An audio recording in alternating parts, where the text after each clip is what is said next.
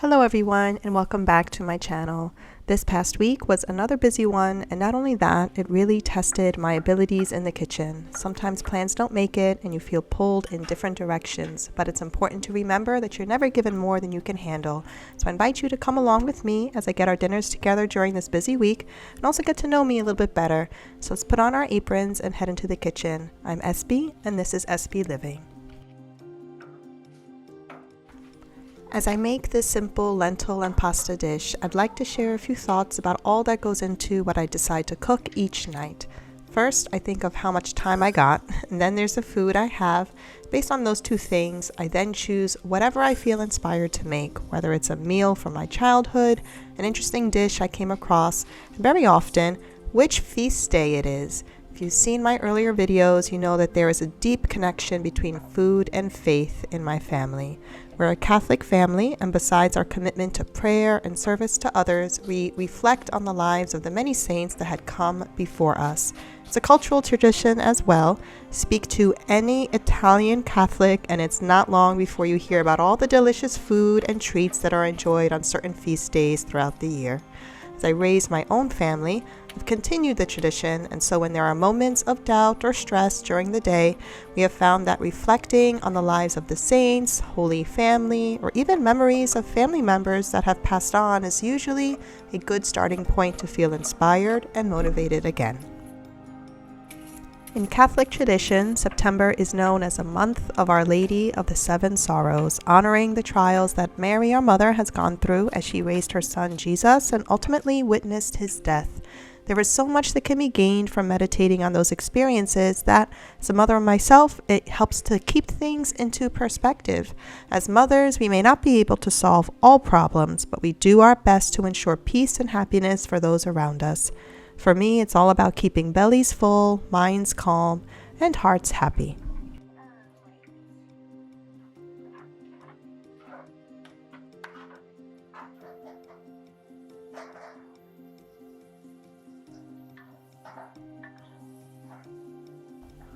This lentil pasta dish is so simple and reminds me that even in times when we don't have much, you can still be content. After sautéing some onion, garlic, carrot, and celery, you toss in lentils that have been boiled with a few bay leaves as well as a few cans of chickpeas. Once the pasta is cooked, you make sure a good splash of starchy pasta water goes in, and then sprinkle a generous amount of cheese on top. It's not the most glamorous dinner, but one that is put together with a lot of love and inspiration.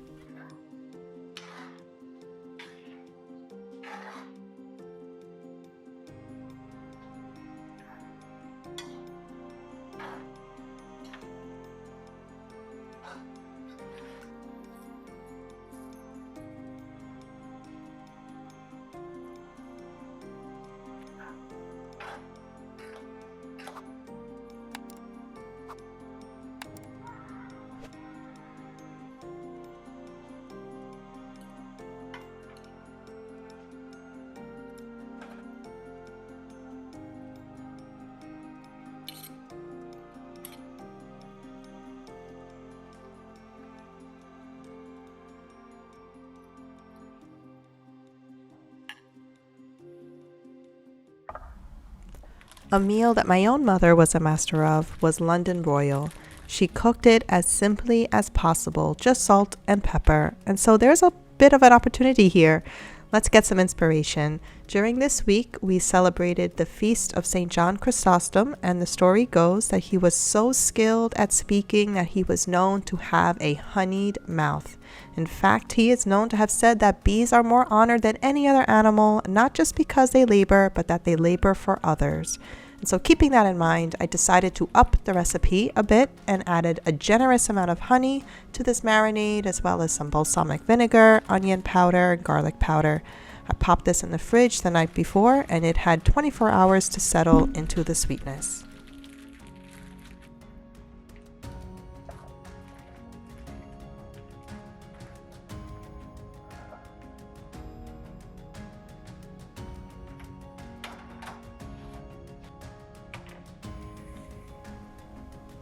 To go along with the London broil, I'm putting together a simple sheet pan of potatoes, onions, and carrots. I'm using my children's school snack baby carrots here, and there's so many of them they won't miss the few I'm stealing. This pan will cook on one rack while the London broil cooks on another. Drizzling some honey on top with the olive oil just adds to the honey sweet theme for this meal.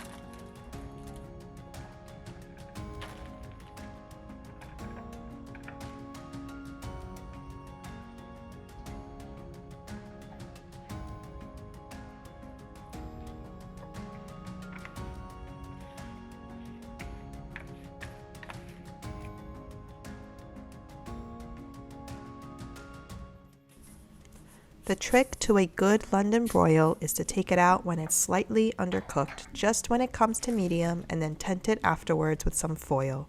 It's meant to be a bit pink with the juices all around it when you cut through it, so trust that it's cooked just as it should be.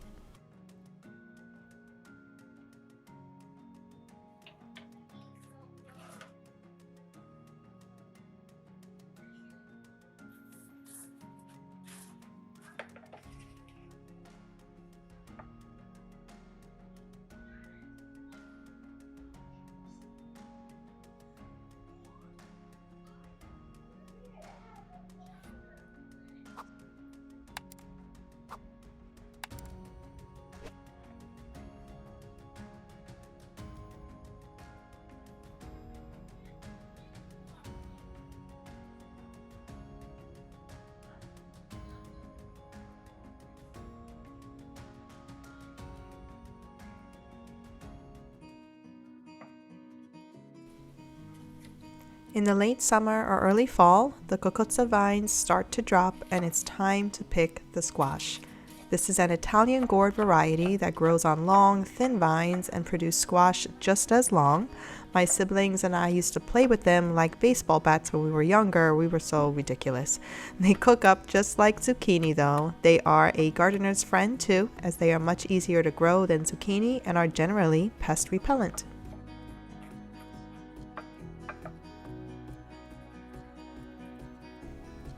Cucuzza are also the epitome of humble cooking. It's a practice in simplicity and humbleness, both values which fall in line with another feast day, the Feast of the Holy Cross.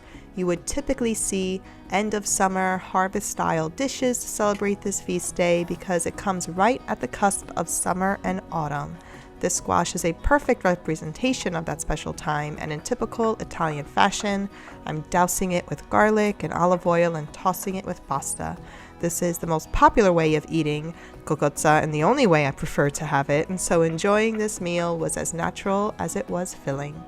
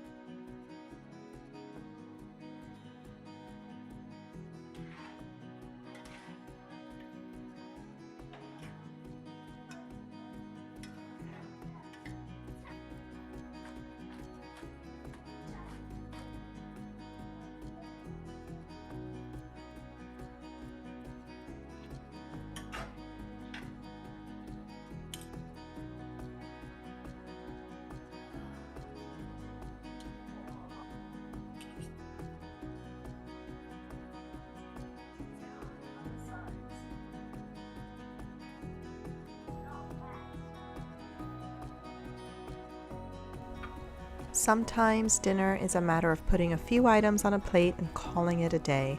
This loaf of bread was baked the week before and waiting in the fridge, so it was an easy choice to just whip it out, toast it up, pair it with some leftover lentils, grapes, tomatoes, and cheese.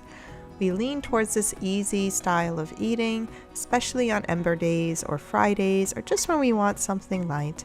Preparing this kind of meal is also a reminder that sometimes life is best enjoyed in its small moments, in small amounts without anything grand. We think about all the things that take up our attention every day, and all the media showing us what it is to cook the best kind of meal or have a perfect kind of life. Then it's easy to get caught up in all of that and start to feel bad about what you have. Well, I'm here to tell you, don't. Please don't. My hope is that after watching these videos, you feel encouraged and content in all that you are, all that you have, and yeah, maybe a little hungry. So take joy in the slow moments in your life, even if it's found in a little plate of food.